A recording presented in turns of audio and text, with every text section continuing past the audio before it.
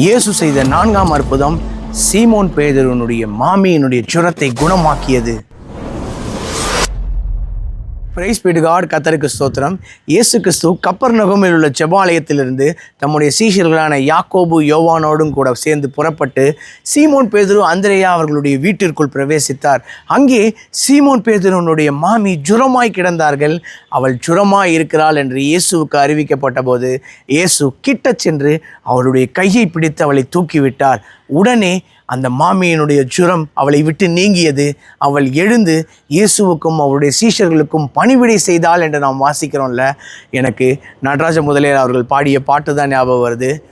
இயேசு வந்த வீட்டில் வியாதி இல்லையே, இயேசு வந்த வீட்டில் வியாதி இல்லையே, இயேசு வந்த வீட்டில் வியாதி இல்லையே, வியாதி இல்லையே.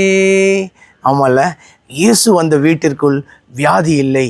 அங்கே சீமோன் பேதுருடைய மாமி ஜுரமாக கிடந்தாங்க தான். ஆனால் இயேசு அந்த வீட்டிற்குள் நுழைந்த போதே ஒரு சுகம் வந்ததில்லை, ஒரு விடுதலை வந்ததில்லை. இயேசு நம்முடைய வீட்டில் வாசமாக இருக்கிறாரா?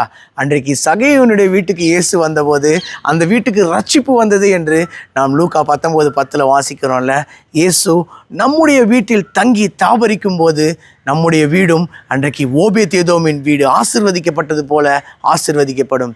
என்னுடைய வாயின் வார்த்தை, என்னுடைய இருதயத்தின் தியானங்கள் கர்த்தருக்கு முன்பாக பெரிதாக இருக்கட்டும். கர்த்தருக்கு சித்தமான இன்னொரு வீடியோ பதிவில் நாம் சந்திப்போம். God bless you all. Thank you so much.